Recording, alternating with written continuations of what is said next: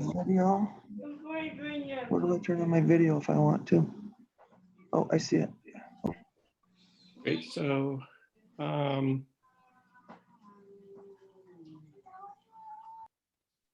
welcome everybody to the January 19th Caroline Town Board business meeting. And if you could keep your computer muted unless you're speaking, that would be helpful. So welcome, and I will open the meeting by asking if there's anyone that wants to speak at privilege of the floor to the town board. And you can indicate that by raising your blue Zoom hand.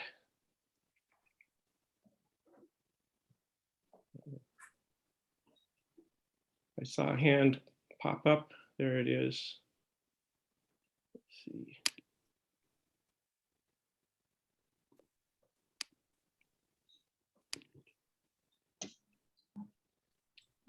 Mark, can I just add anybody that speaks tonight if they'll start with their full name for the record? Great. Thanks, Jesse. It's not required, but if you do that, it'd be helpful to the clerk. Where are you?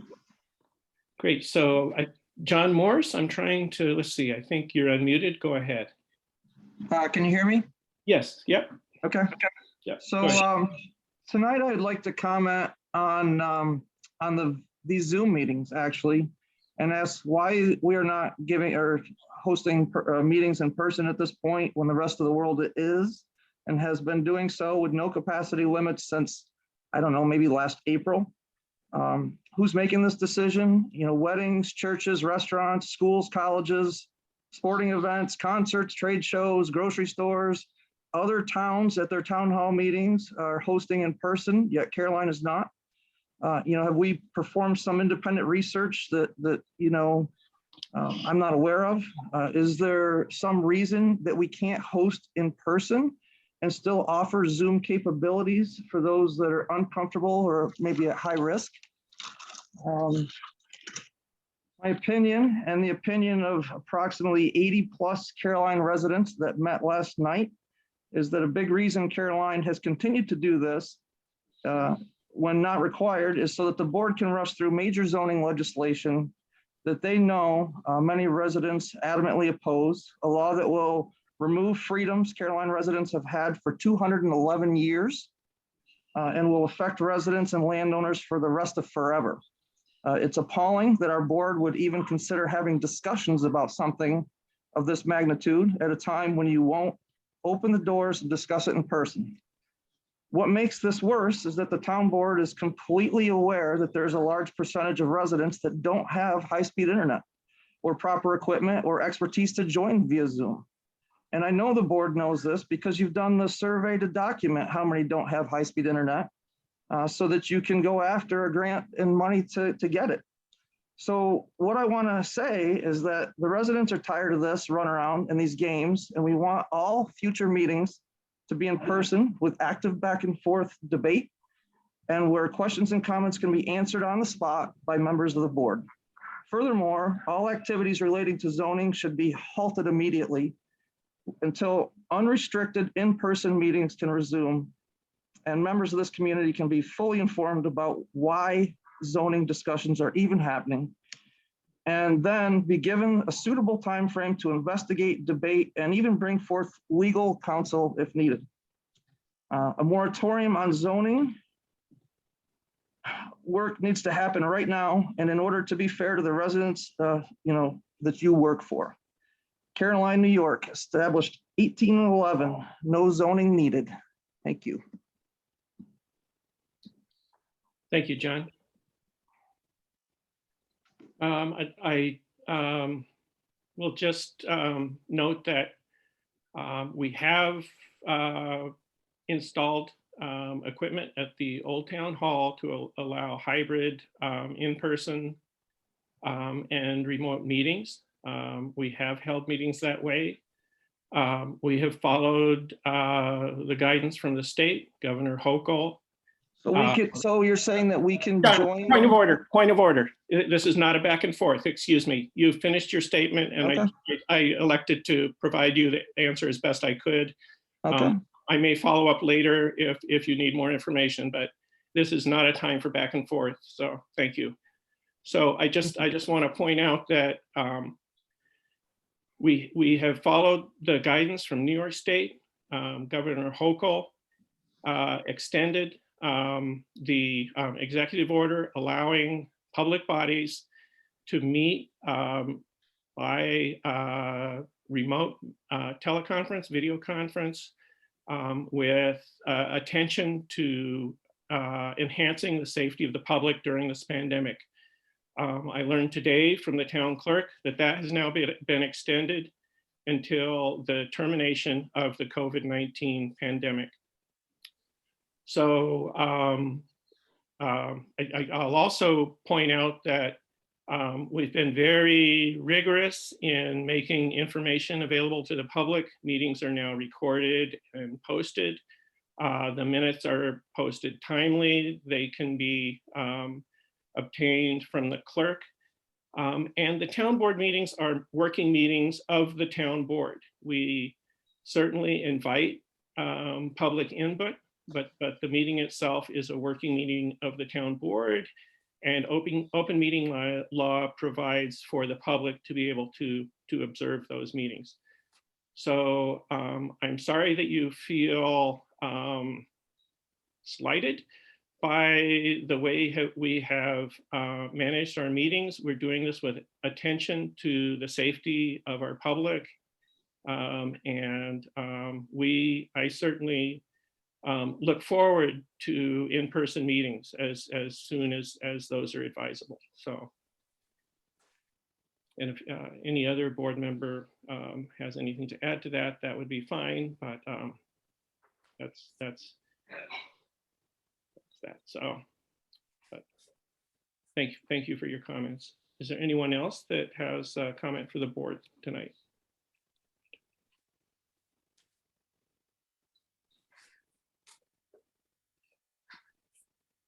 Okay, so seeing none or hearing none, I'll move on to the business meeting, the reports. So my report is that we received the year-end report from the for 2021 from both the Caroline Historians and the Caroline Reading Room. And they've done a lot of good things in the last year. The Reading Room has a capable group of volunteers that keep it open for people, and the historians have been working to keep the History Center open and functioning. My notes, the LED streetlight conversion is now tentatively scheduled for February. It's dependent on the weather now, but it is coming. I am reviewing the final review of the collective bargaining agreement that we achieved with the highway unit. So that's just a final look over before Cal and I will sign off on it. The Emergency Services Planning Subcommittee of TCOG hosted a presentation in December by the Cornell Institute of Public Affairs students on countywide emergency services. So they are looking countywide, and we are discussing looking at ways to support emergency services in rural towns like ours. And I'm looking forward to that work continuing with my subcommittee this year and with the greater TCOG group. I'm updating the energy benchmarking information for town buildings for NYSERDA. And Brian Wilbur let me know recently, earlier this month, that the AT&T tower is now operational for AT&T service. Some of you may have experienced the benefit of that. And I have asked him to see, I don't think the Verizon service, the co-antennae are operational yet, but they should be soon. So I'm trying to find out when that's due to happen. And then I'll just finish by mentioning what I just mentioned, that Jessie let me know today that she got an email that the governor did extend the open meetings provision for remote meetings for public bodies until the end of the COVID-19 pandemic. So that's what I've got for tonight for my report. If anybody has any questions, I'm all ears. Great. Okay. So Jessie, do you have anything to report tonight? Yeah, just quickly. I've taken tax collection started on Monday the 3rd, and I've collected $740,000 since then. And I have turned over a check to the supervisor earlier this week for $500,000. And I will continue to give him payments over time until I meet the warrant on that as they come in. And I just wanted to let the board know and hopefully let the public know that I am receiving a lot of FOIL requests this week. One request has 10 items on it alone of old vouchers that I need to pull. And I just want to ask for everyone's patience as I process these inquiries. It is tax time. I'm really busy here. I'm only here part-time. I will try to get through them as efficiently as possible, and just to bear with me. Thanks. Thank you, Jessie. The highway superintendent's report. I don't know. Do you have anything from Bob, Cal? It's just been snow and ice control measures. Things seem to be going along well. So Great. Okay. Thank you. And I don't know if Dan Klein is here tonight. I don't see him on the participant list. So we'll skip over that, and he may have a conflict for this Wednesday, so we may be hearing from Dan on the first Wednesday of the month. So, okay, with that, I'll call for the department, committee, and liaison if there are any updates from the different committees. Tim. I'll just mention that the zoning commission will meet next Tuesday at 7:15. It will be a Zoom meeting. It's open to the public. And all of the information about that is available on the website. And I think that's the only thing I have to report. Great. Thanks very much. Any other updates? Catherine, go ahead. I didn't know. Apologize. I meant to write this up and I just got a little bonkers and I didn't, but I want to share that, and I will write a summary, that I went to the Danby Conservation Advisory Council meeting last week. They were doing a series on preserving farmland and ag education. And this one was particularly relevant, I think, to Caroline. There were a number of different speakers, Scott Doyle from Tompkins Planning and Monica Roth. They had a couple people from Groundswell, and it was enormously informative, actually, in relation to ag planning and land use regulation. And so I've been in communication following that meeting with both Monica Roth, who is now retired, but still, of course, doing all of her really good work, as well as Scott Doyle, asking specifically for their feedback around how we can help with ag planning related to our ongoing land use strategies and how to incorporate ag planning into zoning and that kind of thing. So Monica has graciously agreed in her retirement to come to a board meeting and just share some information with us if that's agreeable to everyone. I'm trying to see if it'll work for next meeting, next month's first meeting. And the towns of Ithaca, Danby, Ithaca, Ulysses, Lansing, and Dryden all have ag plans that I'm in the process of trying to learn more about, whether Caroline would like to embark upon that. And then, so as the burgeoning ag committee, which I think at this point is me as a liaison and Don Barber, put out a plea to anyone on the call who's interested in ag and wants to participate in this. I'm really interested in learning more about that and how we can make this consistent with our comprehensive planning. So that's what I have for that. That's great. That's great. Catherine, one thing I find that might be interesting for you to talk about or consider or look into a little bit is how indoor ag would be handled. Okay. Hydroponics, vertical farming, is that commercial or is it agricultural? Super. Okay. Did you call that vertical indoor farming? Whatever you call, or, Horizontal. yeah. Like greenhouse farming? Yeah, it's kind of, but some of them aren't greenhouses. Some of them are totally enclosed, dark buildings with all artificial light. Right. Nutrient baths, growing mini greens in the cesspool from the fish. It's a brave new world out there. It's an old phrase, but just how something like that would be looked at. And I think that's relevant to the zoning and,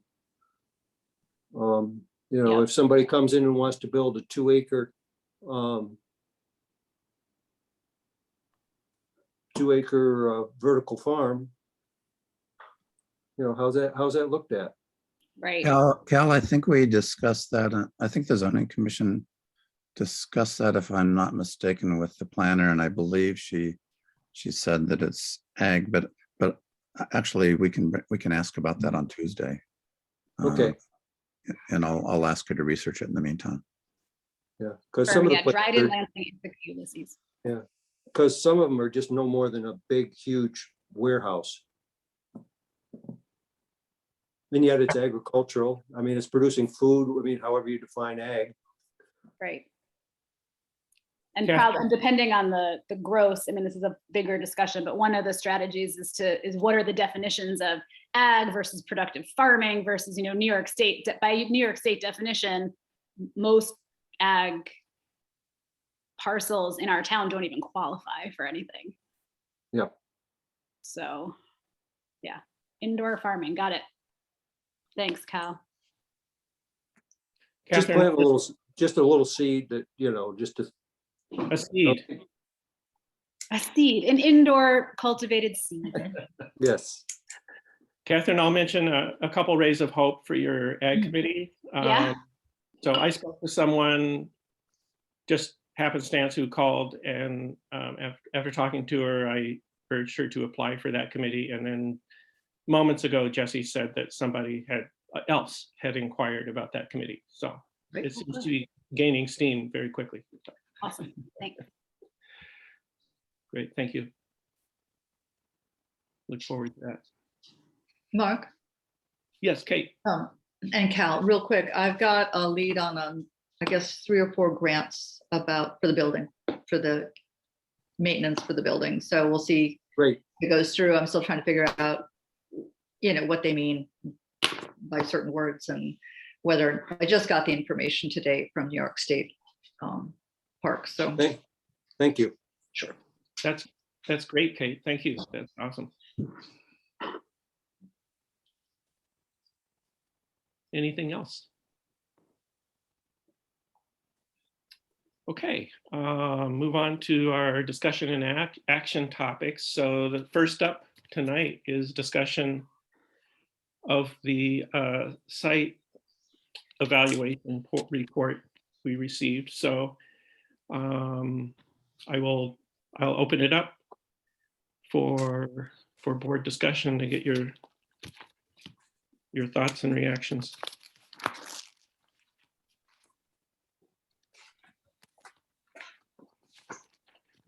And I guess just to let the public know, we're not expecting, this is just a board discussion based on the information we've received. And I certainly don't expect to make a decision tonight, but we wanted to trade thoughts about it, so. Well, I think part of a good portion of the discussion is about site considerations. And they had their, it's page 28, site selection recommendations. Geographically centrally located within the town, site 1 is a 2, site 2 is a 2, and site 3 is a 1. I was a little perplexed why site 3 was a 1 when it's not a quarter mile from site number 1. It seemed it should be a 2. And so Yeah, that would, I guess I went through the same table, Cal, and had a lot of differences of opinion with whoever filled out this table. Mhm. I kind of would urge us not to worry about the particular numbers. And one observation, these are ranking numbers. So to me, it doesn't even actually make sense to add them up for a composite score. They're not quantitative, they're ranks comparative between the 3 sites. But they could be, I just think it doesn't help us. I think we can look at it. It's not like if I'll see if you share this opinion, but I don't expect to come to agreement on what the numbers are and add it up and make a decision. So I can't imagine that the totals are almost the same anyway for the 3 sites. So, and when I tweaked it around, they became even closer. So, but anyway, okay. I don't know. Do you have other thoughts or disagree with that, or? Well, I just think that there's probably a certain set of parameters that they find work for how they do their process, and I don't, I like facility development costs. They go 3, 2, 1, and yet to my mind, all the costs, all 3 sites are pretty much the same. Right. Like I say, centrally located, they're pretty similar. Do you have feelings independent of the rankings, Cal? Like, how do you feel about the sites?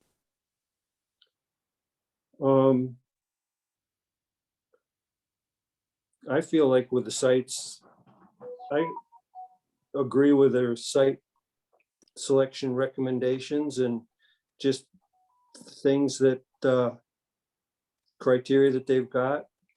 I mean, I just don't know, we got to have some sort of methodology. How do we say, if we were to take the recommendation and say, we're going to spend $6 million, well, I think we want to be sure that we're putting it in how do we come to a decision about where it should be put? I think we have, go ahead, Tim. I already Oh, spoke. I mean, I was just going to say that I had a couple of broad observations. One, it seemed to me that this group, the engineering group, placed an awful lot of emphasis on designing a site for a proposed site of a structure that seemed to be, let's call it, the most very ideal site or structure possible, with many, many, many bays, and less emphasis on non-heated storage, which I thought was interesting. And just even driving around the county recently, I started looking at highway barns and none of them seem to be anywhere near in size. So that's just something that I'm curious about, because that would impact how they've articulated the use of the available land. The other question that I had is, we had asked them in December before they gave us the final version. I believe we asked them if they could take into consideration the impact on the two town-owned sites were we to acquire adjacent properties to those sites. And I haven't been able to see the final report, so I'm just wondering if they addressed that question. I think they did, Tim. Yeah. There's a little section where they did look at that.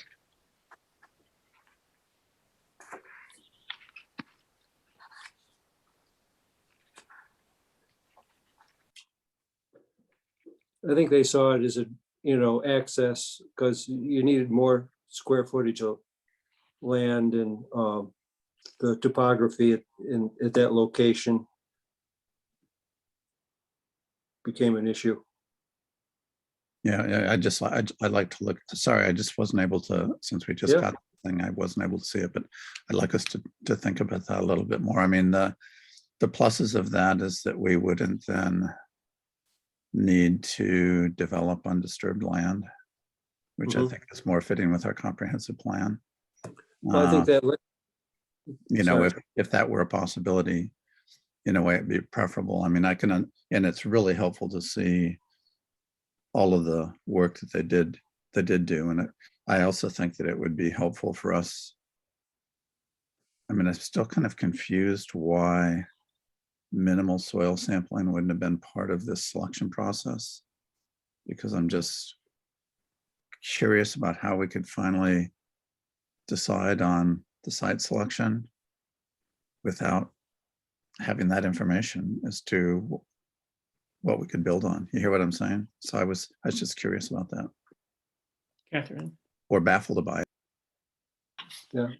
I think there was a fairly extensive USGS soils survey and mapping 60, 70 years ago, and these soils, they feel that, they've got them mapped. Site 3 could not be, if you wanted to actually have some actual, current core samplings to verify, Site 3 is not sampleable unless we own it. But if we were able to sample sites 1 and 2, Yeah. it would then give us information about how desperately we would need a third site, if you hear what I'm saying. And then back to, your mention about, disturbing undisturbed land. It would be my educated guess that Site 3 will be 10 or 12 suburban homes if it's not a highway facility and open space. So I think that the property would probably be divvied up into, 4 to 5 acre lots and sold Tim? off. I want to ask about the soil sampling concern that you have. Is that you're worried about pollution of the soil, or you're worried about the structure of the soil? Yeah, it would be helpful to know whether these sites were buildable. Oh, In other words, whether there was some question, for example, let's say regarding the quarry site. Yeah. What would have to do to make the land stable to build upon? And that would just be the kind of information that I would find it to be helpful to have. Yeah, the permeability of the soils and Yeah. suitability for septic systems and just containment, stormwater runoff, and just things like that. well, when we were there in the site visit with Jim Clark, he was quite reassuring about that site, that he thought the Mhm. substrate was, very buildable, and So, Catherine, you had your hand. Yeah, so my feelings about, I mean, just as this is like the first kind of discussion we've had about the three sites, and the way I look at these sites is primarily in what's consistent with our comprehensive plan. How do we look at what we're doing currently with zoning and land use? And like, this is a big project, right? This would be something that if it weren't the highway barn, let's say, it's coming to our review board and we need to like assess it. So when I look at that, to be very honest, I would propose that we focus on sites 1 and 2 for a couple of reasons. One is they're both already sites that are, well, one site, of course, is our current highway barn. So it's already functioning in the capacity that this project would continue to function at. Site 2 is abandoned to some degree. There's no current activity on there. There has been some activity that's been largely commercial. It's not been residential, and it is currently present, right? So site 3 for me is highly problematic in terms of our comprehensive planning, because it is a totally new site. It's a totally new and disrupted situation, independent of whether or not we even own the land, which we don't. I really have some concerns about it. I don't think that I can really justify advocating for that, given what we are all claiming we care about in the town in terms of planning and use. The second thing that I would say about the sites 1 and 2 is that the neighbors around those sites already are aware of what is or has gone on at those sites previously. So in terms of minimal disruption to neighbors, minimal disruption to traffic flow, minimal disruption to noise, minimum just like the change, like when I think of just how amplified some sort of change of behavior and activity and everything else in our town is going to be, site 3 to me is the biggest change. So I guess those are my thoughts at this point. And I'll stop there. Thank you.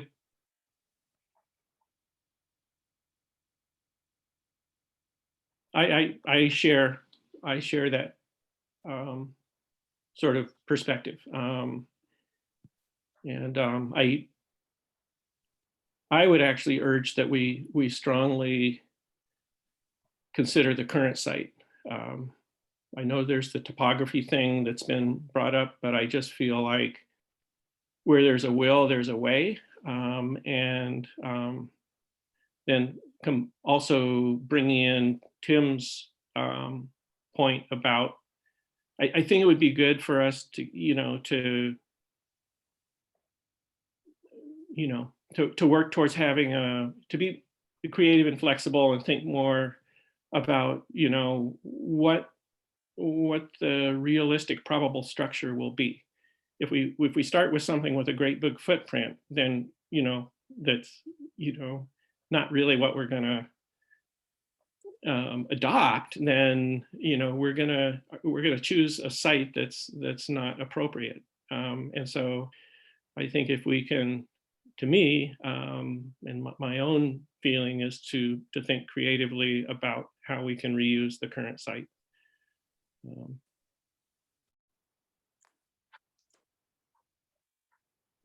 What about the proposed building that they've suggested, which is, depending on how you count, 8 bays or 16? Building is roughly 100 by 220. I guess I look at the Brooktondale Volunteer Fire Companies, and that's what you'd call the 10, by their definitions, what you'd call a 10 bay facility. Roughly the same size. Mhm.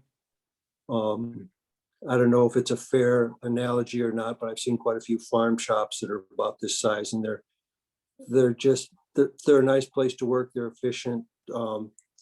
They seem appropriate to that sized equipment. Yeah, I think, I can't say. I'd like to get a better understanding of of what would be appropriate. Yeah. So I mean, think- it's not a huge building, really. And then the other thing that I've noticed is equipment that is kept inside more has a much higher resale value at the same age. It just the way it looks, the way it's usually cared for. Cal, can't you keep equipment in, covered cold storage very well?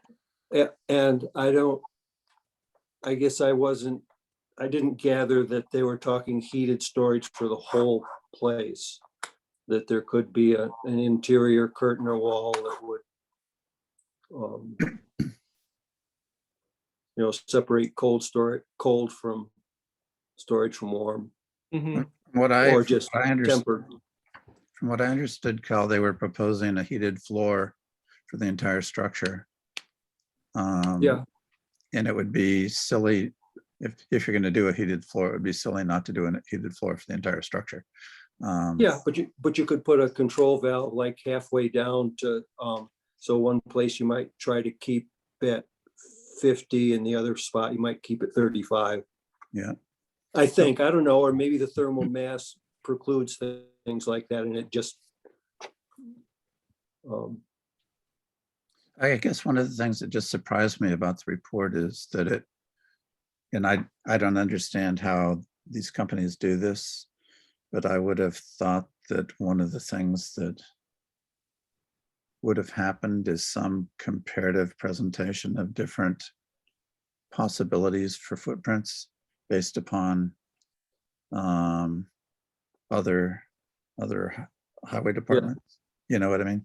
It Yeah. would just be really helpful to know. I mean, maybe what we should do is drive around and just look at some very recent highway barns and also some very well functioning older barns, just to get a sense of what their footprints might be. Catherine? And Kate, you haven't said anything yet, so before I go again, do you have any comment or? I definitely agree about trying not to disturb the community any more than has to be disturbed. And so I tend to think if we can get site one to work, we should do that. I'm curious what the town highway department wants and what they're thinking about this. They might have like a dream building. And I don't know a lot about highway department buildings and what's needed. And so I like the idea of driving around and learning something about it. I'm concerned about heating the entire space, just energy wise. And I mean, I can understand needing a space to work on something that's heated. But to keep, I don't know enough about what's needed and what the parameters are. So that's why I'm being quiet. The thing I was going to say about, the site. So I want to just be clear. I think, Tim, this is what you were getting at, is would the building structure in terms of footprint, is there a potential that some of these sites wouldn't be sufficient to support what the department needs? And if we're in agreement that all of the sites would support what the highway department needs, then I guess I might suggest that do we need to talk about design now, or should we just focus on the site, pick the site, and then deal with the other things? Or is there really enough interplay here where like certain sites are not sufficient based on size of building? Am I understanding that right? Well, Catherine, I know one thing that they're concerned about is access and egress from the Perkins Road site, because the way out of there is down to Caroline Depot Road. Right. And then Caroline Depot Road up to White Church. White Church, when you come down to Valley Road, that barrel plow sticks out about 30 feet in front of you. The plow has to be halfway into the first lane before you have any sight distance either way.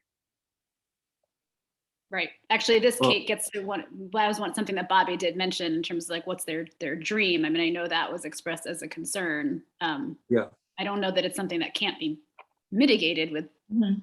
signage and, you know, having people eventually be used to it. But yes, it is that is a concern. So I don't drive one of those things. I just know that that's one of their concerns with the Perkins Road is, in and out. And you come over to Caroline Depot Road and then, for right now, there's just that little squiggly bridge. Of course, that's been slated to be replaced for quite a while. But some people have expressed concerns about it's just this isolation, but thievery and stuff like that. But I think with more modern control devices, it's not as much an issue now. You got cameras and all that sort of stuff. So you're speaking to just more general site considerations. Yeah. From each site, characteristics of each site. Yeah. So are the sites equivalent then in terms of size? Like all of our needs could be met in terms of building size and footprint at any of them? I mean, that's my understanding, but I want to make sure. Yes. Okay. Yes. And that's my understanding from the report, that there's a way to do it. And then, at each site, they were considering this. I mean, I would call it an 8-bay building, this building that's 100 by 220. It would fit in all 3 sites. Maybe we end up deciding that, no, it's not going to be that size. Especially if it's at site 1, because there is 2 cold storage buildings. Yeah, I So- mean, I brought that up, Cal, just in case it wasn't the case that that size of a Yep. building could fit on all 3 sites. I was just trying to be creative. Yeah.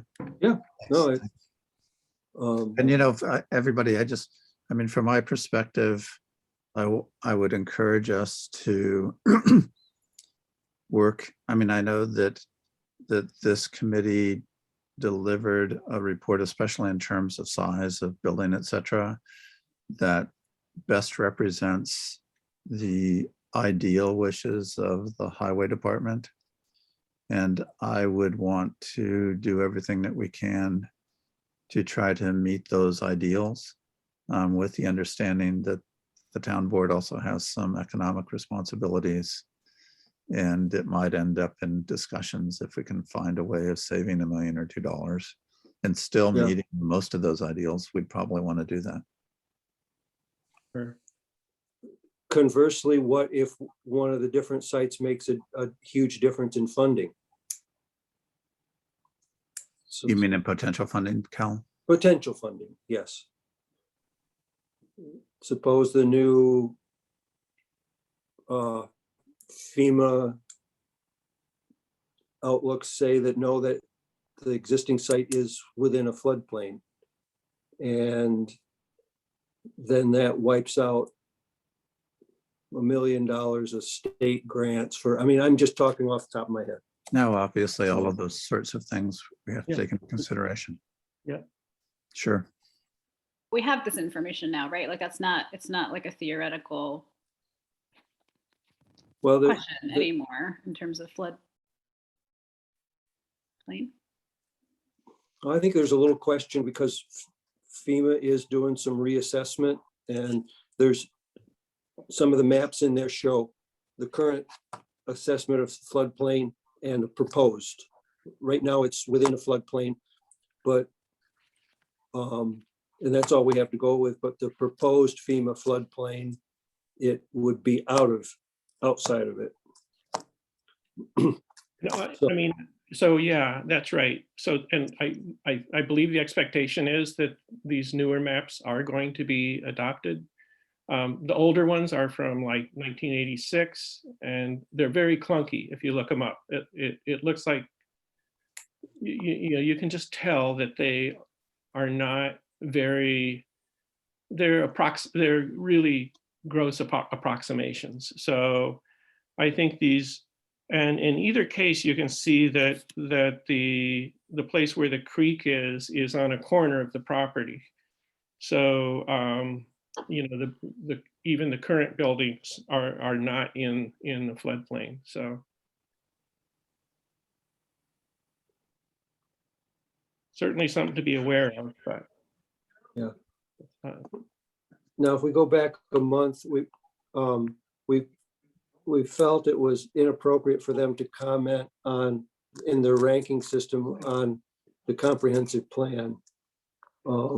I guess I didn't totally understand why it was inappropriate for them, because I guess I always valued an total outside opinion, that somebody just kind of, well, and I give them credit for at least taking the time to include that in their site ranking. I can give that a they very are- specific concern about this. Yeah, go ahead, Ken. It'll be very brief because I'm not even going to talk about the like philosophic concern I have about it, but the practical concern I have about it is that in the print of the report, at least the first draft copy that we received, or the first copy that we received, the print stated that it was consistent with the draft comprehensive plan, which leads me to believe or be concerned as to whether or not they read our adopted comprehensive plan, which is Okay, pretty, you know, it was adopted as of 22, like we all know it's been adopted. It just seemed like an old comment and it gave me pause. they also talked about removing the furling station, so we have to be careful about, linguistic errors. Removing a FURL, the FURLING station that has diesel and gasoline in it. Instead of fueling. However, it sounded very German. I read that and I thought it was something that we have, and I didn't understand what it was. That's all. Yeah. I thought it was Well- a technical highway thing. And they didn't even correct it in their December report. I thought maybe they'd catch it. But anyway, I mean, I Okay. bring it up So, only because it wasn't like a typo for me. It was it's not within their purview. It's not their job to begin with. And then seeing that just made me further, convinced that it just wasn't their job to deal with that. yeah, okay. That's One of just the me. things they do mention in the report, the December dated report, is that there might be funding available through maintaining open space at something like this, which was a bit of a puzzlement to me, and maybe I could check out what they mean by it. But Hey, did they clarify in their final report, Cal, their claim that we could use federal COVID money for this? yes, They do have a section on that. Yeah.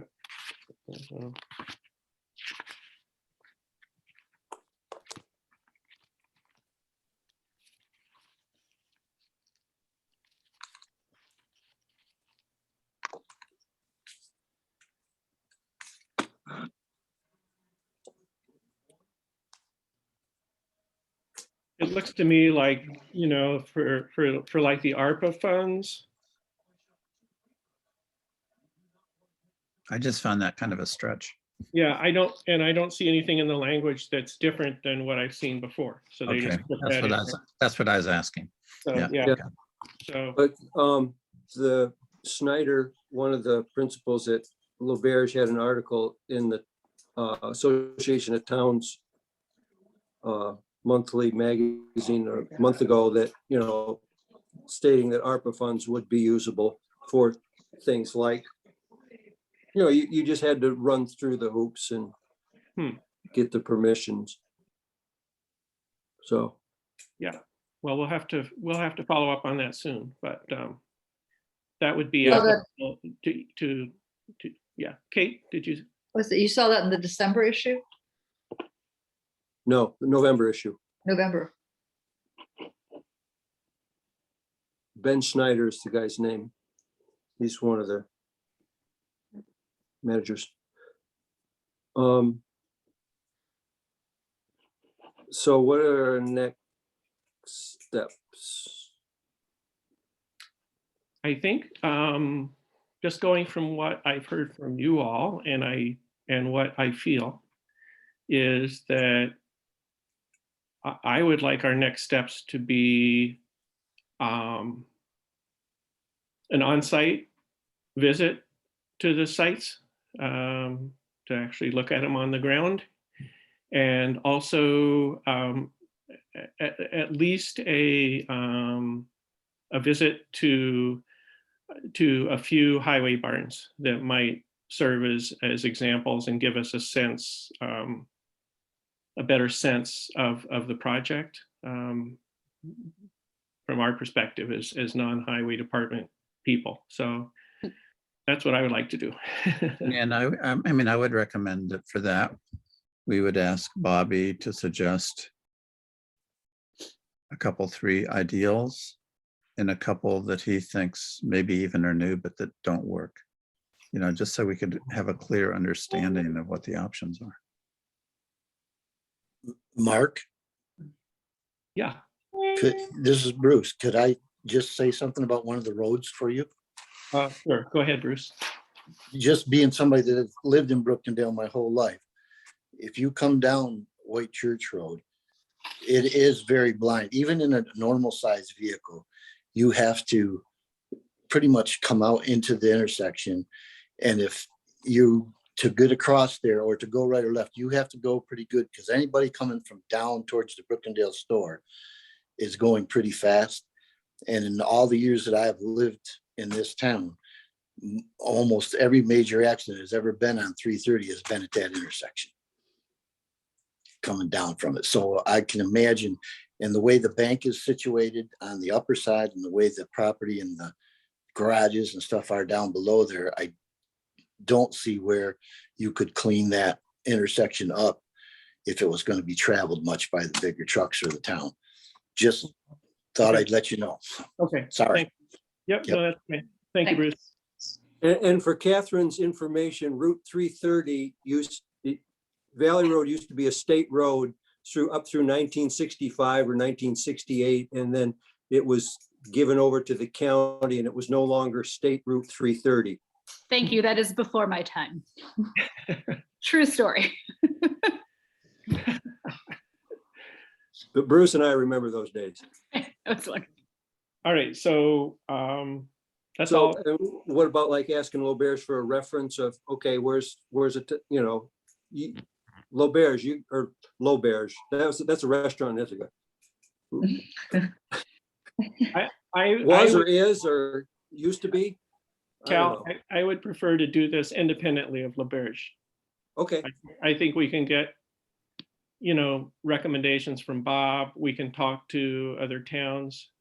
That would be my suggestion, but I'm not, if you think that's a better idea. But no, I'm asking for some guidance. I'll send out a doodle to visit the sites, but the way the weather is back and forth, I don't know that we want to do it the next month or so. I mean, we all agree on a doodle and then it's 7 below zero that day and we are not going to give it a very good look. Might be 40 degrees like today. It might be. It was 44 downtown this afternoon, No kidding. so, so okay. according to the bank thermometer. But anyway, Well, honestly, I'm happy to go out in this weather if it's, it's, yeah, I'd like to not put it off, but I'd like to keep some momentum going. When's the next Um, warm day? But, so I'll send out a doodle sometime in the next week for us visiting as a board and we'll see if that can come back with a, agreement. Okay. Yeah. That's good. Thanks. Yeah. Yeah, we really want to keep this on track. Absolutely. yeah, And Next Tuesday is ideally, a balmy 28. next Tuesday? Yes. Okay, we'll see what happens. Tuesdays, just FYI, we're doing the annual audit of That's the- right. All right. Well, So tomorrow looks pretty good. there's some day coming up where the high is going to be 2 degrees or something. Friday. Yeah. Right. Gonna be 7 below at night. Is it crazy to try for tomorrow? I mean, we could do this offline and email, but like, It's done. yeah. Are you suggesting, Catherine, doing it tomorrow? Maybe, yeah, I mean, I'm asking, I'm just looking, I'm looking at the very high-tech weather report on my phone. Where are we going? We don't know where we're going yet. Well, just for our sites. I Oh, mean, to our sites. the local sites and just get that done. I mean, we can Yep. figure out an exact time, but it is like the warmest day and then it drops for several days and I can't do it I'm sorry, I can't do it this week. I'm all booked up. I mean, yeah, I was wondering about, a weekend too. Okay. Would that work? A weekend day, do it Yep. more, it'd be more like an outing. We could take a picnic or whatever. So. You mean bring a flask? Yeah. well, long as it's Sunday not- looks better than Saturday. Okay. And What- sorry, I can't do it this weekend. I have a big family thing going on all weekend. So that's Okay. sorry. I think we can, I think we should put it off so everyone can do it, not put it off. Let's put up a doodle and just see when we can all line up our calendars. That'd probably Yeah. be easiest. That sounds good. Cal, you're gonna do that? Yes. Thanks. He loves to do that.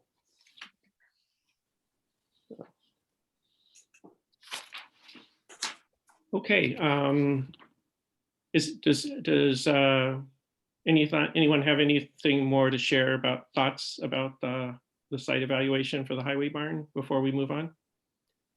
Just that I found this to be a really helpful conversation. So thanks, everybody. Yeah, likewise. Thank you. Yep, very good. All right, so now I will move on and offer a resolution to reappoint Don Barber to the town's review board. This is a procedural thing. He's currently on the town's review board and has been for a while. And his term ended, so I'm offering this resolution to reappoint him from 2022 through 2026. Do I have a second? I'll second it. I think Catherine got that hand up. Okay. first. You And- could give it to Kate just to be nice. Yeah, You can have it, Kate. Okay, okay, I'll second it. just so Jesse's got that, so great. And so I presume there's no further discussion. I'll call for a vote. All in favor, say aye. Aye. Aye. Opposed? Great, thank you. Okay. The next resolution I'll offer is also an annual resolution that we do to approval of the agreement with Tompkins County Soil and Water Conservation District for stormwater plan review services. Resolve the Caroline Town Board hereby authorizes the supervisor to sign the 2022 agreement for stormwater review services with Tompkins County Soil and Water Conservation District. Do I have a second? Sure. Cal got it. And any discussion or questions? Great. Do we have a contact person we usually use with them or not? It's usually Angel Heinickel. Okay. So sometimes John Negley. Okay. So I'll call for a vote now. All in favor, say aye. Or Aye. Aye. Opposed? Great, thank you. Hey, Mark, it looks like Dan is here. Oh, that's right. Thank you. I let him know I was going to let him in and then I didn't. So Where'd he go? There he is. welcome, Dan. Thank Hi, you. Dan. Hi, Hi. Dan. Hello. Yes, Kelly McKenzie. Nice to see you aboard the Caroline Town Board. It's nice to be here. Excellent. Yeah, so first of all, Caroline Town Board changed their meeting schedule. And tonight's meeting falls at the exact same time as the Danby Town Board meeting, which is where I was. So I'm not sure yet how I'm going to navigate this. I tried earlier to get onto 2 Zooms at once, and it's possible, but I couldn't figure it out yet. So Hey, Dan, Okay. Yeah, Dan, would the first Wednesday of the month work for you better? maybe. Okay. Is That's that a possibility? absolutely. Okay, let me get back to you about that. Okay. Okay. Let's see. First of all, the county legislature, like the town board, has, had its annual turnover and it's a new term. And each year in the county legislature, we elect new leaders and we have new committee assignments. I just wanted to briefly tell you what's going on with the legislature. We have Shauna Black as the chair of the legislature this year. Deborah Dawson is the vice chair. And then we just got our committee assignments last night. So I want to tell you briefly what mine are. First of all, I am no longer on the Facilities and Infrastructure Committee. I was on that committee for, I want to say like 6 years. And that's the committee at the county that deals with bridges and highways. So that was kind of nice because I know this town board often has a lot of comments and questions for me about that. So I won't have that as direct contact with the county highway superintendent, but it's easy enough for me to get a hold of them. So I will continue to report on those things for you. I'm continuing on the Government Operations Committee. And let's see, this year I'll be on the Health and Human Services Committee. I'll be chair of the Health and Human Services Committee. I've been on the TCAT board for about 6 years. And last year I was chair. That was so that term is over, but I still am on the TCAT board. I have 1 more year on the board, but just no longer as chair. And then I've been newly appointed to the Tompkins County Cooperative Extension Board. All right, speaking of highway and bridge projects, I want to read you the list of tentative highway and bridge county highway and bridge projects for Caroline. And before I do so, I just want to say that the county highway superintendent always stresses this. This is a tentative list. Things can change. Weather can affect things, budget can affect things, emergencies can affect things, pandemics can affect things. So let's see, we've got culvert replacement on Caroline Depot Road. We've got a culvert replacement on Coddington Road at the end, basically at the end of Caroline Depot Road. Culvert replacement on Valley Road. It's a little bit east of Lounsbury Road.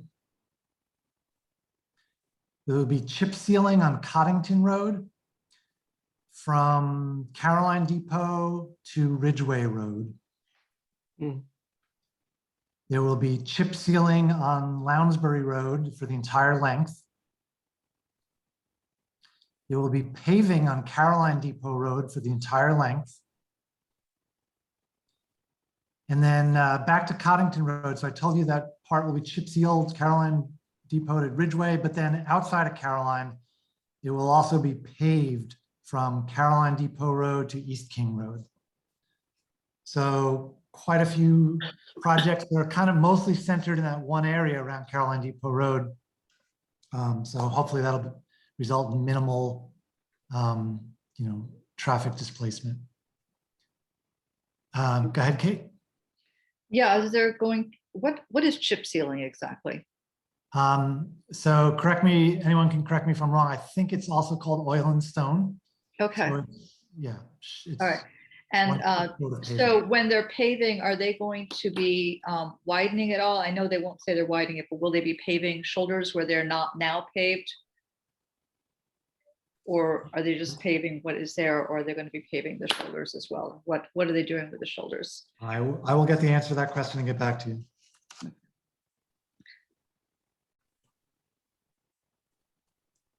Okay.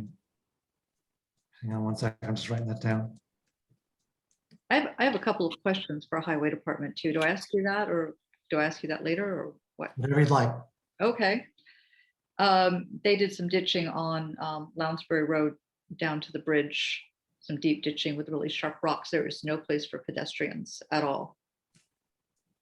And I called as a citizen and requested signage saying, pedestrians or something, because we've got lots of people walking dogs. And it's a blind corner and you can't see and people come barreling down through there. That was work they did this year. They just got completely rid of the shoulders. So did you say that you already sent an email or something about that? I actually called the guy in charge of signs and talked to him. Okay, did you get any response? No, he said it made sense, but nothing ever happened. Okay, I'll find out what I can. Thanks. Oh, and the bank down at the swimming hole on the Valley Road side has been steadily eroding, and I don't know if they're keeping an eye on that or not. The old mill wall came down some years ago, and every time we've got a high water, more of that bank disappears and trees come down. The creek is moving south towards Valley Road or 330. So, Okay, I'll ask about that too, and I'll tell you what, I'll report back what I hear, okay? okay, great. Can I say something about that real quick? Yeah. Of course. That wall that she's talking about should be paid attention to very, very closely, because when they removed that mill, they burnt that mill, and all the equipment that was in that mill went into that basement. So if that wall or that bank goes in, that some of that steel and all that stuff is going to be into the creek. Okay. Yeah. Do you know if the millstone is still there? I'm just curious. I guess not. No, I don't. Just for my clarification, is that a county road or that's a town road? County road. Valley, the back way, Valley Road is county. No, the back road is Brooktondale Road. Valley Road is on the other side, the big road that goes in front of the community center. No, I'm saying the back, it's county. Yeah, all the county roads are striped, and any road that's striped, painted stripes on it, it's a county road.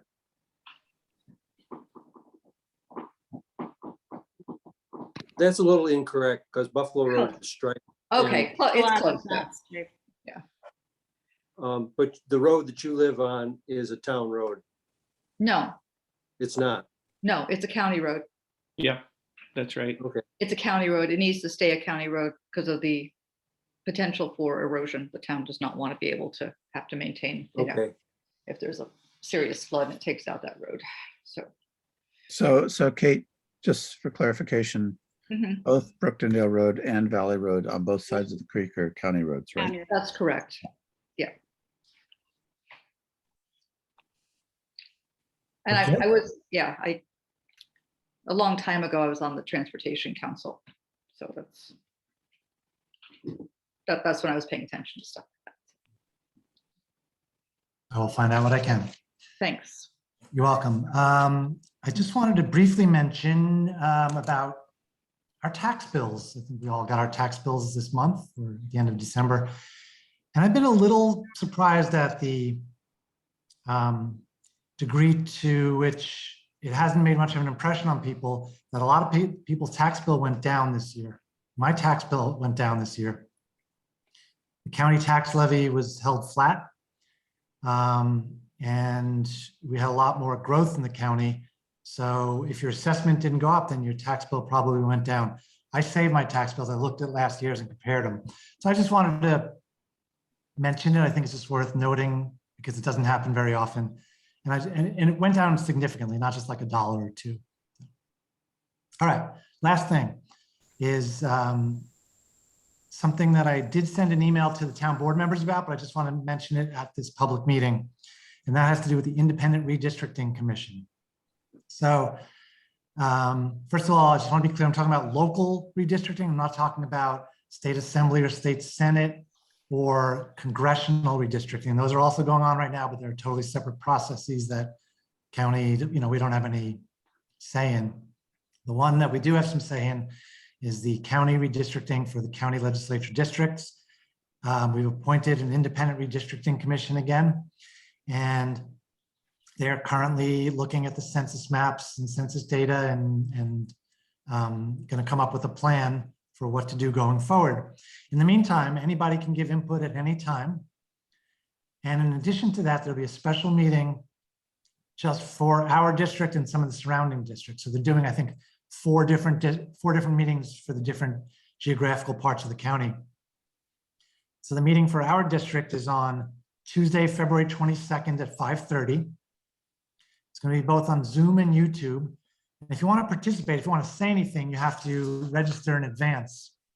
Oops, excuse me a sec. It's a timer light that always chooses to go off at the wrong time. So if you want to participate, if you want to say anything, you have to register in advance. And if you want to do that, you can contact me or you can contact the clerk of the legislature. Or if you just want to watch it, it'll be recorded. It'll also be on YouTube and you don't need to register for that. And very briefly, I just want to say what I'm going to say, what I have been saying, what my stance on this is. The town of Caroline and the town of Danby have been in one county legislative district for many decades. The entire towns fall in those districts. And the very first thing, that's the most important thing to me that I'm going to advocate for is that they do not split Caroline or Danby in half or more. A number of the towns are split into 2 or more parts. And I think we could probably all agree that it's better for the town if it's all in one district, they all have the same representative. It just makes it a lot easier. You're voting on the same ballot as the person across the street from you. It just seems like that makes good common sense. And I think we should all advocate for that. The second thing that I'll advocate for, and it's a little less important, is to keep Danby and Caroline together. I think we make good neighbors. We're in proximity to each other. We share a hilly terrain and a low population density. And those factors come into play for some of the current issues that are important to us. Broadband and cell phone reception are very similar in our 2 towns. So I'm going to also advocate for that. As I say, that's not as important to me as the first one, which is they should not be splitting Caroline or Danby in half. So that is my report about independent redistricting. That is my report tonight. Thank you. Thank you, Dan. Dan, I have a question about the redistricting. Yes. Is there a proposal to split them in half? Or is there a drive for that or anything? No, so there's no proposals at all, but everything's on the table.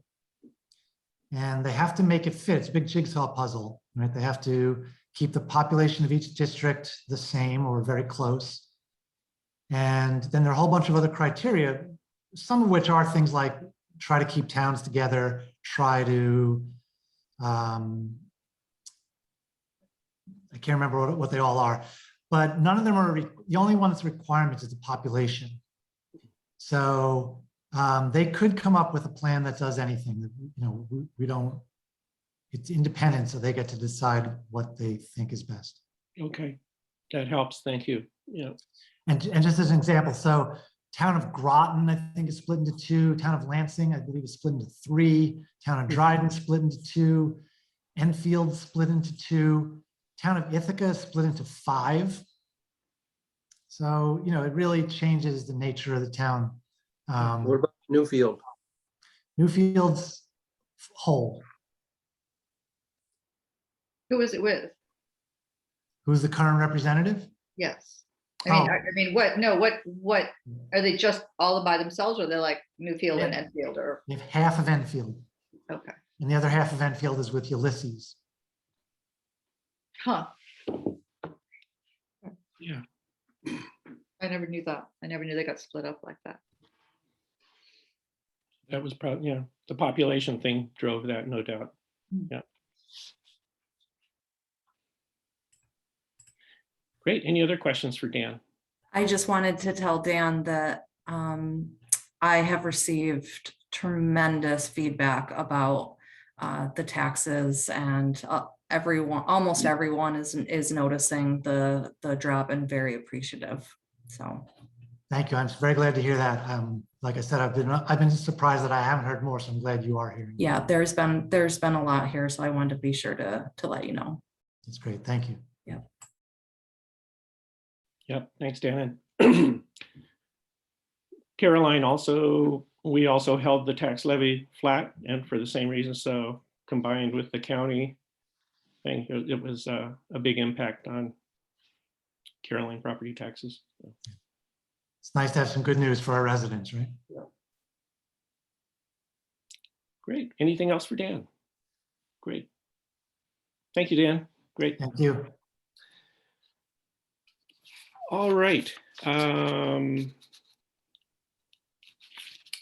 Now I'll proceed to offer this resolution, which is a cleanup resolution for the organizational resolutions that arose out of our discussion of trying to clarify the health insurance. And looking back at the employee handbook, we tackled that when we revised it a couple years ago. So it's taken care of there. So I'll offer the following resolution, providing health insurance eligibility to the Office of Supervisor. Resolve, the Caroline Town Board hereby provides eligibility for the town's health insurance to the supervisor, and further resolve the town's employee handbook, section 806, shall be amended to include the supervisor among elected officials eligible for the town's health insurance plan. And further resolved, organizational resolution 29 of 2022, therefore is now redundant and shall be rescinded. Do I have a second? Seconded by Catherine, without competition. Any further discussion? Okay, call for a vote. All in favor, say aye or raise your hand. Aye. Opposed? Great. Thank you. And with that, I'd like to move into Mark, can I just make one comment? You may. While we were meeting, I sent a message to our zoning planner, Nan Stolzenberg, asking about the indoor farming, Cal, and she says that greenhouses, definitely indoor growing of produce, less certain about, but as long as the food product was grown, certainly from a zoning perspective, they should be ag operations. But she'll follow up on that and look into it more. Okay, thank you. Great, thank you. Okay, so I'd like to launch into our town board committee and liaison assignments for this year that we reviewed last time and have been thinking about with bated breath. And so Sorry, Mark, before you start that, I'm sorry. please. Are you gonna do a resolution? Are we to pay bills? Oh my gosh, that would be good, wouldn't it? Okay. That's a great idea. So yeah. Okay. So I'll offer a resolution to pay the town bills in the amounts of $78,653.72 for the A fund. The A fund, $70,528.06. Streetlight fund, $424.66, and the SF fund, or the fire department fund, $81,870. Second. Seconded by Tim. And any further discussion? And I saw your notes, Catherine, on the 2 vouchers, and we'll produce, we'll photocopy and make a second, basically invoice for the other workers' comp payment. So good. So without further ado, I'll call for a vote. All in favor of paying the town bills in those amounts, say aye. Aye. Opposed? Great, thank you. Thank you, Jesse. So now let's move into the committee assignments and liaison assignments. So, and we've already, I was going to say, we've already, sort of gravitated into some of these roles. So I think, and we've been, some of us have been doing for a while. So building and grounds. Cal, you're up for building and grounds, right? Great. Okay, thank you. That's what I was looking forward to. Great. Likewise, thank you. And emergency services, I volunteered to do that, and I'll do that in my role. with TCOG on the Emergency Services Planning Subcommittee. The CIT Committee, Broadband and IT. Kate, thank you. Yes. So Kate brought that up with me and is willing to work on that. So thank you, Kate. Sounds great. That's a super important one. Watershed Committee. I currently serve on that committee and I'm happy to continue in that role. So I'll continue unless anybody is just desperately eager to do that. Energy Independent Caroline. So you've been serving, right, Cal? Yep. It's been a little quiet lately. Yeah. If somebody else wanted to take it on, I'd appreciate it. Okay. Well, maybe I'll take that one, Cal. Okay. I've done it before and I'm connected with the group, so Yeah. that might make sense. Okay, I'll take that one off your hands. The Capital Planning Committee. Now, capital planning, there's, for the highway for equipment, and that we're gonna get together a committee for that. But then there's Yeah. also just capital planning for, that encompasses a lot. Right. I guess I was thinking this one is the equipment capital Okay. planning committee. Yeah, so I'm certainly down for that. You're down for that? Okay. And same with the next one. What's the next one? I don't have the list right in front of me. It's Oh, highway highway- facilities. Oh, what we talked about earlier tonight. So right. I think it's They're hand in fair to glove. say we'll all be in on that pretty intensely. Yeah. Pretty closely, so. Yeah. But you're picking up a lot of heavy lifts here, Cal, so thank you. Well, like you say, this isn't gonna be just one person carrying the weight. It just, Right. Right. Local agriculture. I think that's Catherine, right? Yeah, cool. And Just me hanging out. All the new people though, new people. I've heard there are new people. we'll fix that. That's right. I'm very excited. Great. So in relationship to what happened to the guys who came to us earlier in the year, which is why we formed that committee? Have Did they not just heard a drop off thing. the face of the earth? Have not heard. The petition is still in Brookings Market. I do check it Hmm. periodically. It's gained like I don't know, a handful of signatures, but there I mean, hasn't they're been any not- activity. They're not interested in joining this committee, I guess. I think one of them may be based on what I heard today. So, Well, that's good. Okay. yeah. So Yeah, happy to reach out again. cool. Yep. The Transportation Council. Kate? Yeah, I was going to do that. We don't have a voting, the town can't vote on that. And for right now, I was thinking about it. I want to kind of go slow and not do too much. So let me get the broadband committee stuff down first. I know, and just see how much time that takes for me to get up to speed on that, and also work on the grants for the building. So and move from there. Okay. Okay.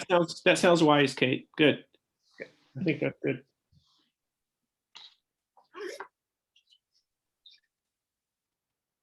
I added a new, whatever you want to call it, category, based on some discussions of late, and that would be like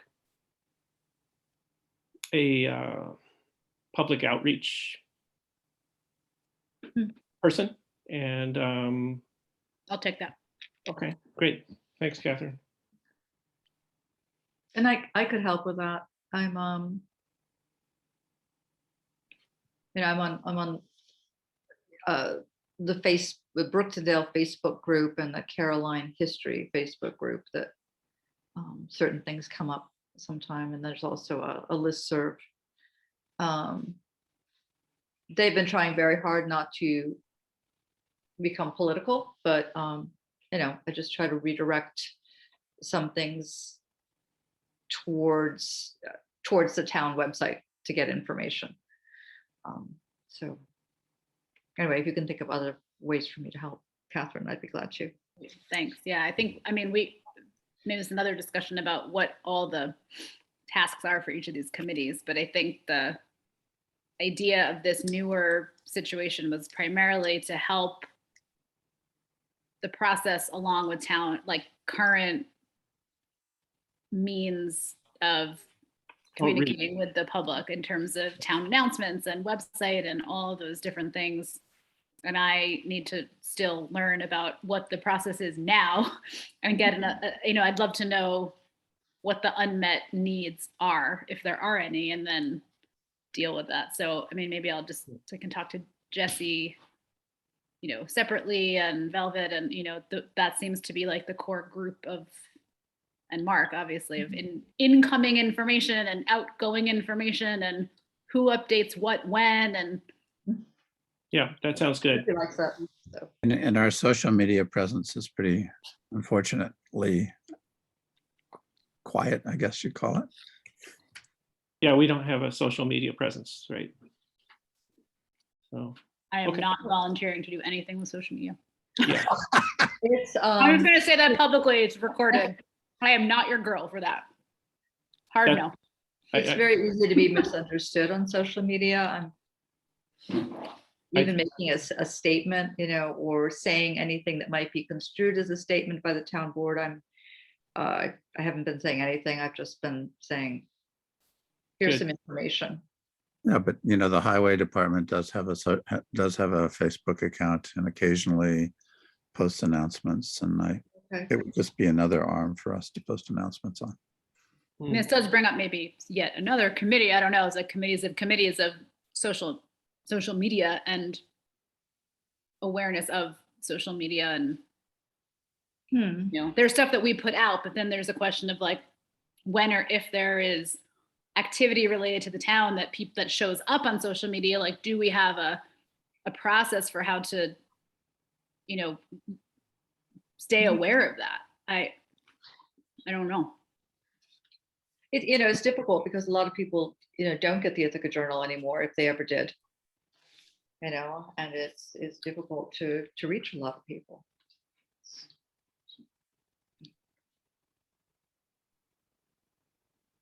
I mean, I'm fairly social media active and do keep an eye out, but that doesn't mean that one has access to everything that's going on out there, nor do we have time to be totally involved in it, you know. exactly. Yeah. Yeah. I like the suggestion, Catherine, and I think, you know, just, you know, making what we have work really well. That, I think that's great. So, okay. So then I'm going to move on to liaison assignments that I have on the list, unless I've forgotten something. Cemeteries. Well, we've never had that as a separate one, but that's fine. So you're on cemeteries, right, Cal? Yeah, You're I just thought it was, you're trying to build up your resume. yeah, exactly. Okay, I'm putting you down. I think it's an important thing. It is. That's cool. We have a budget line for it, so. Yeah.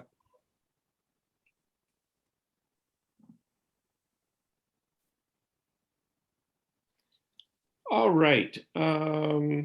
So liaisonships. And these have sort of evolved over time. And so different board members have been given like liaisonships with different departments or whatever. So we have code enforcement, and Tim has been doing that. I'll keep doing it. You keep, okay.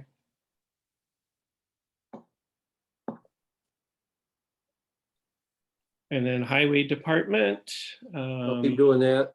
Al's been doing that, okay. And the Town Court, Tim has been doing that. I can keep doing that. No takers, huh? Okay. What do you have to do to be the liaison? Do you go to meetings? Do you?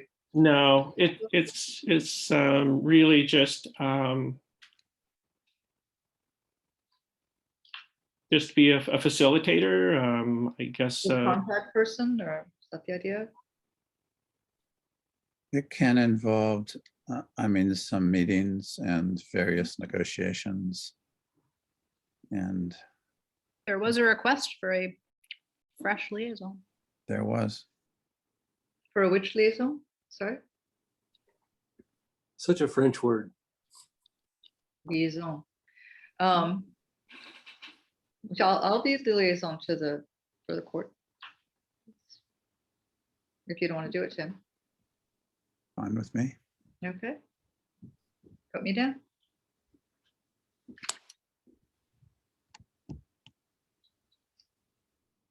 And Zoning Commission. Tim has been the Zoning Commission liaison, and I think it makes sense for him to continue in that role, probably. He's willing to do that. Great, thank you, Tim. And Catherine, let's see, Planning Board. I think you expressed your desire to continue with that, right? Sure. Yep. Great.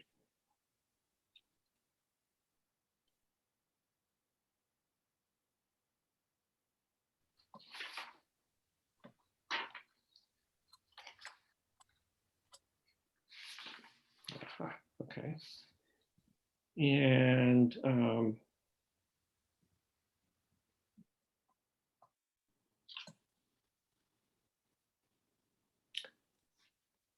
so I guess I got a note from someone who's was asking about the appointment of or reappointment of Don Barber to the review board. I am going to address that because it seems to be a point of confusion because this person, she's asking about, this is curious because he's not on the town board anymore. So Don serves on our review board, which is our, the board that reviews site plan and subdivision review applications. So he's been on that board, and tonight, earlier in the meeting, we renewed his term, which had expired, and so we renewed it for another term. That's all. So just to clarify that seems to be a point of confusion. Mark, And can you clarify what you were clarifying? Oh, sorry. Your question. I believe the question was why there seems to be a confusion between review board and town board. And so I think this questioner is asking, since he isn't on the town board, why did we, appoint him to the review board? But that's not a necessary, that's, review board members are other people from the community, so. But this question came in over a chat, or I just want to be clear on how this. Yeah, it came from a chat in the meeting. Okay, in this meeting currently. This is in this meeting right now, correct? Okay, great. So can you clarify how people would get on the review board in general? They would send an application to the town. There's on the website, there's an application process, or they can just send a request to the town clerk. But I believe right now we have a full review board. But that's how it typically happens. And so when we lose a member, then we put out a town announcement requesting applicants, and then we go from there.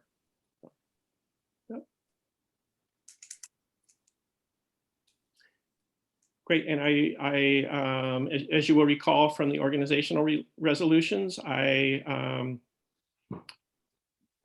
appoint a deputy supervisor, and so I've asked Tim to to be the deputy supervisor, and so he has agreed. And so I will be signing him up for that. And really, that's just that enables him to sign checks and things like that in my absence and act in the capacity of the CEO. So, and Cal has previously served as the deputy supervisor very ably. So thank you, Cal.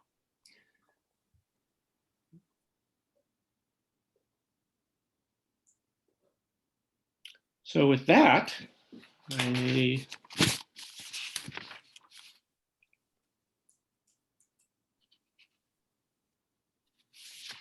think that brings us to the end of the meeting agenda. Is there anything else that I've forgotten? No, I just, there's some questions I have. Where are we standing on code enforcement? So a work in progress, Cal. So, yeah. Okay. The application is open, with the county. So we're looking for applicants. So, yeah.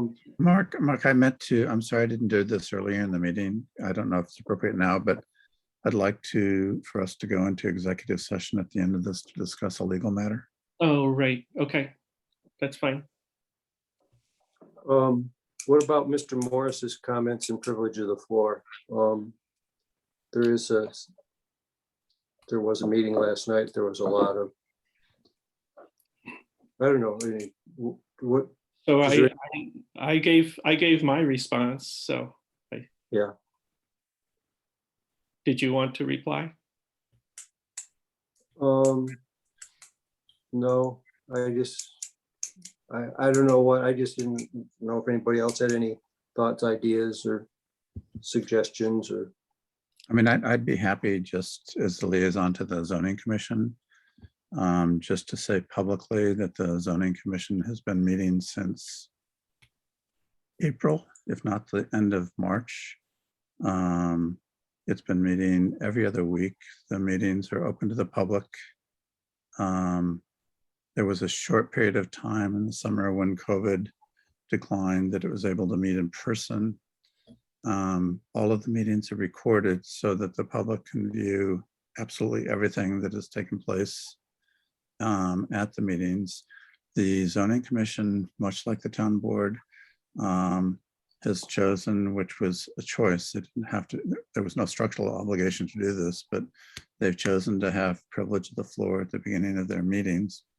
So they welcome comments and questions for 3-minute segments each at the beginning of meetings. Those are also, by the way, recorded, so they're open for access.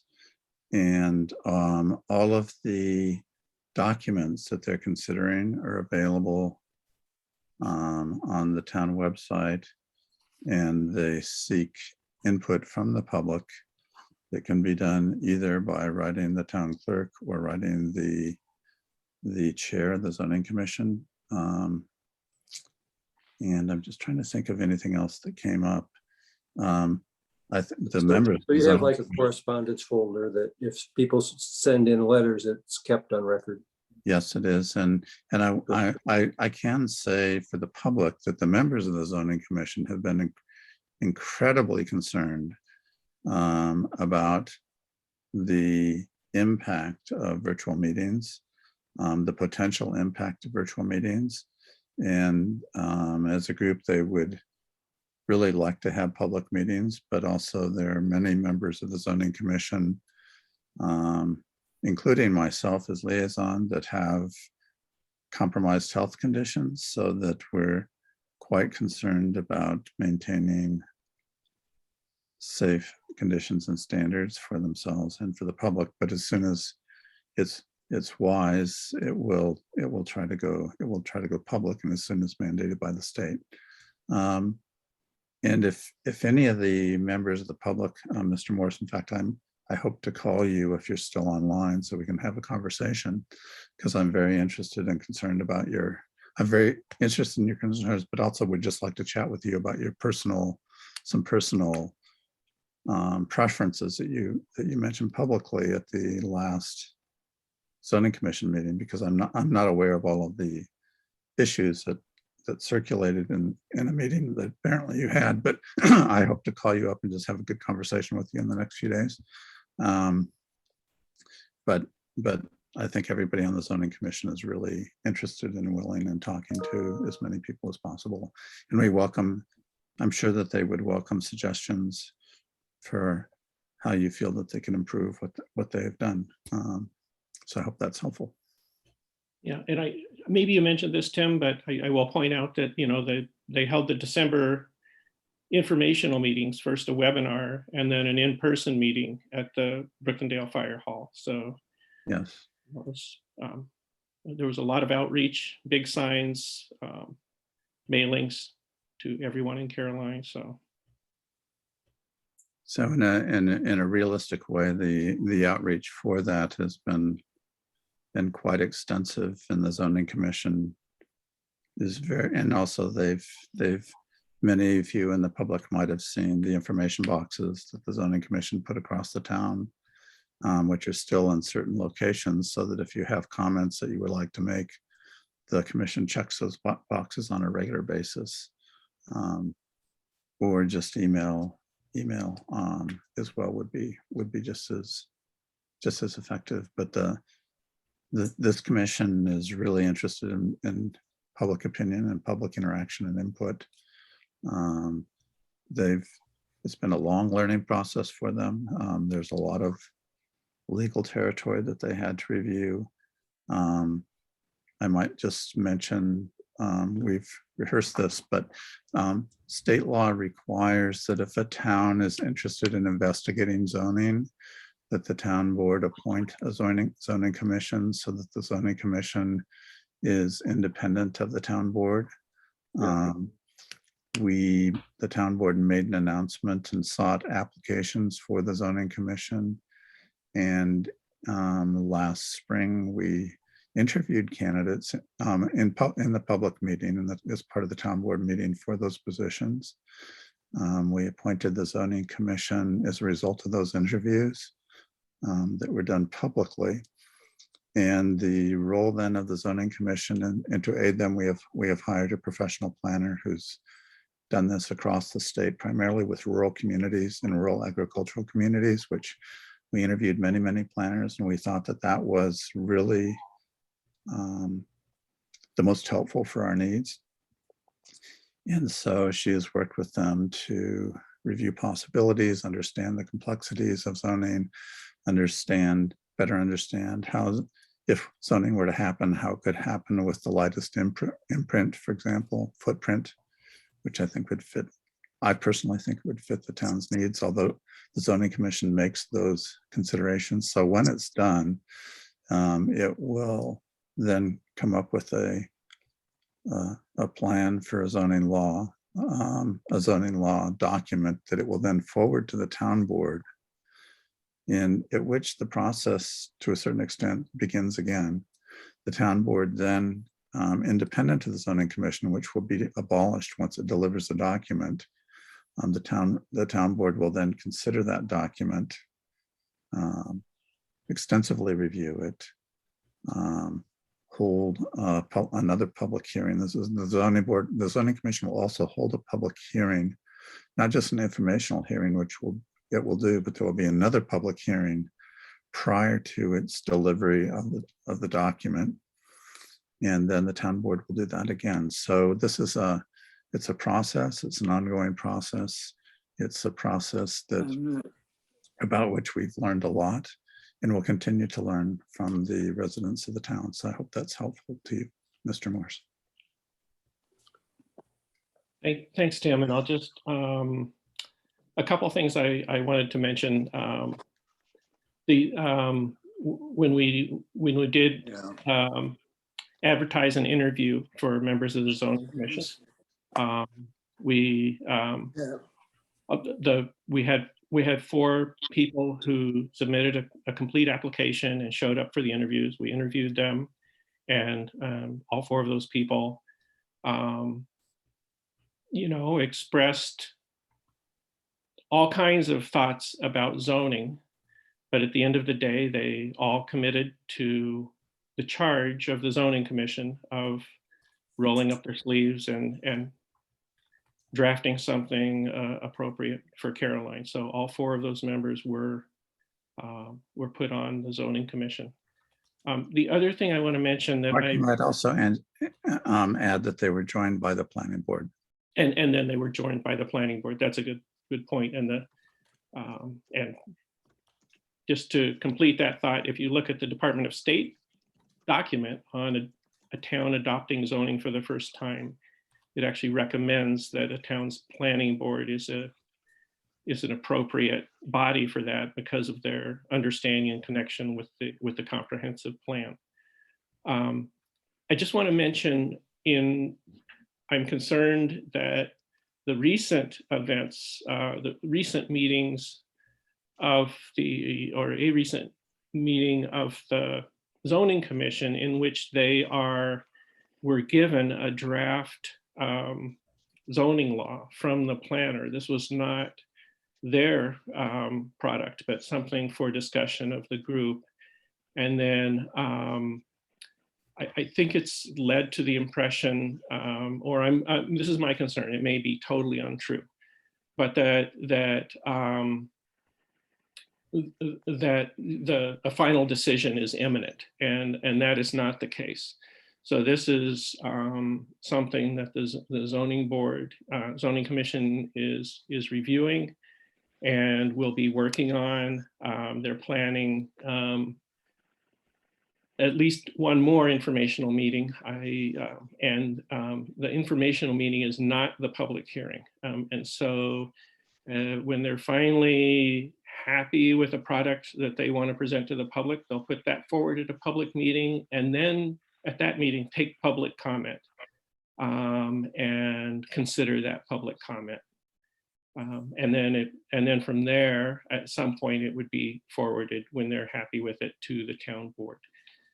Okay, I might just contextualize this a little bit, that the draft document that the planner has provided for the zoning commission did not come out of nowhere. It's the result of now almost 9 months of very detailed work and research by the zoning commission in conversation with the planners. So although it's still a tentative document and open to lots and lots of revision, this isn't just the planner's imagination. I just want to make that clear, that it's a document that reflects the conversations in the direction of the zoning commission fairly. I think that's fair to say.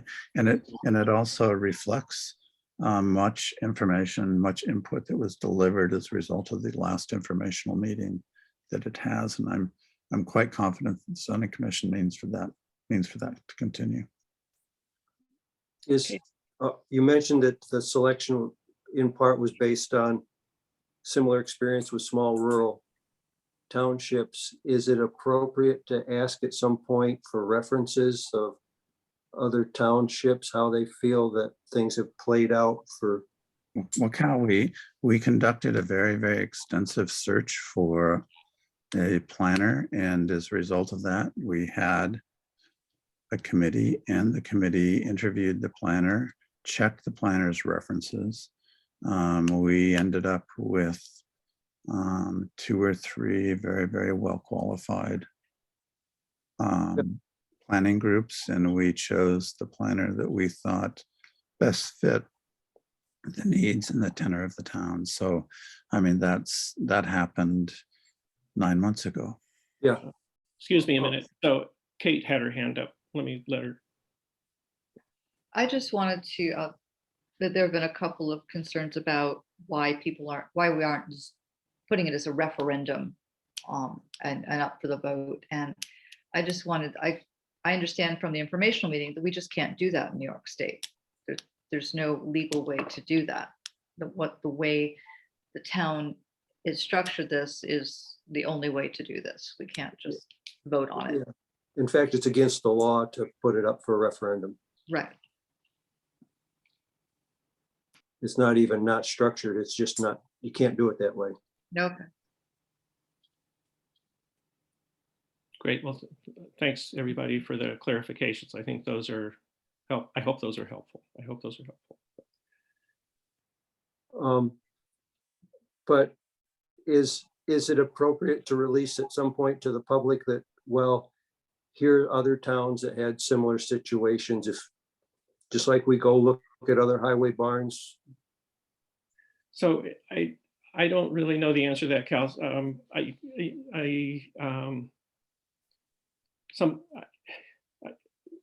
That's, you know, we've appointed a planner who we feel is very well qualified and has experience in rural towns, and so. Yeah.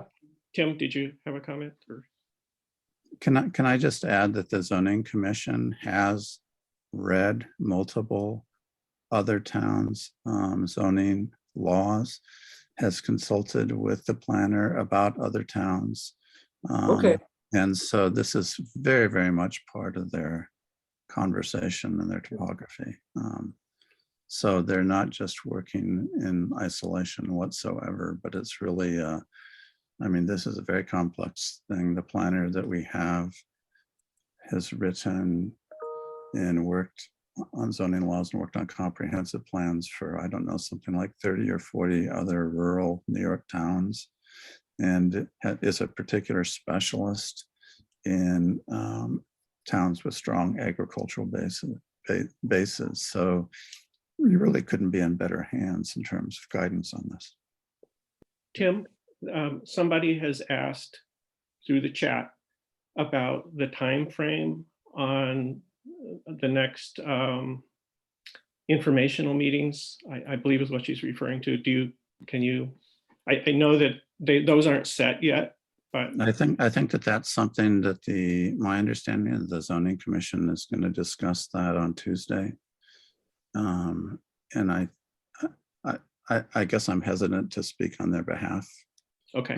So what I'd recommend is tuning in on Tuesday to hear where that conversation goes. I think some of it just depends on how quickly they can get their work done on a document that they think would be helpful to have feedback about. Right. Thank you. I think this is all Is there any- helpful information. I mean, I just want to frame this as a positive conversation and information that's being shared with, you know, whoever's on this meeting now, and not like a negative, you know, rehashing of things that have already been said. I think it's really, really good to, you know Clarify. clarify and know how skilled this planner is. And, you know, Tim, I think what you just said about how she's done 30, you know, other I shouldn't towns. give a number. I shouldn't give a number because maybe it's between 20 and 40. I just don't know per se. Whatever But it it's is, very right? But the significant. extensive nature of that, I mean, that's something that I didn't even know, you know, so that's like that's a comfort to know, you know, and I think just to say, this is a good thing that this is being reiterated, I think. I think I remember her mentioning she's been doing this for 27 years. And she lives on a farm, frankly, also, just by, I Yeah, might her just- husband's a dairy farmer. It's outside of Cobleskill. Does anybody have any second thoughts about the meeting dates, the way we changed the calendar? I know for Bob Spencer, the highway superintendent, the third Wednesdays are very problematic for him to be able to attend. I don't know how it affects Jess doing vouchers and getting checks cut and things before, if I don't know, just anybody after a month has any second thoughts or suggestions, or if we're staying with the, We have discussed in the office here with Bob and Jesse, and our thoughts were to give it some time and see how it goes. So this is just the start, really. Okay. This is the first bill paying cycle where we've paid basically in the third week of the month rather than the second. So we'll see how this goes. I think, yeah. So, but like Dan said, it's a conflict for him, same night as Danby, and but I think Bob's happy to come to the first meeting of the month and Yep. give his report. And I think it sounds like we can work something out with Dan. no. too. Okay, just shifting things, and it's working okay for Jesse. If She hearty thumbs up there. So, Okay. all right. So thank you. Thanks everybody for the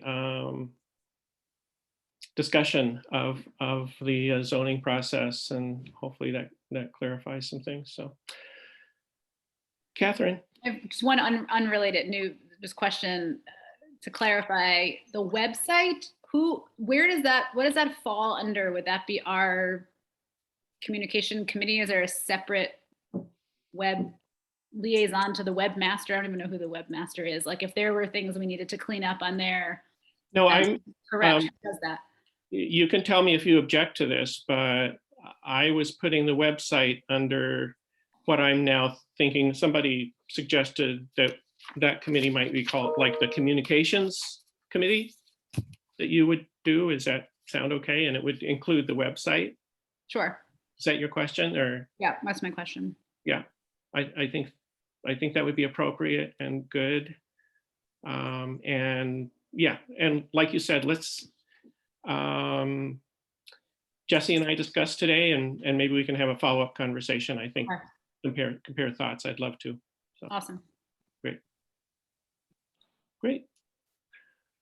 Okay. If there are no objections, I'm gonna offer a motion to. Oh, Jesse, go ahead. Did I forget to pay something?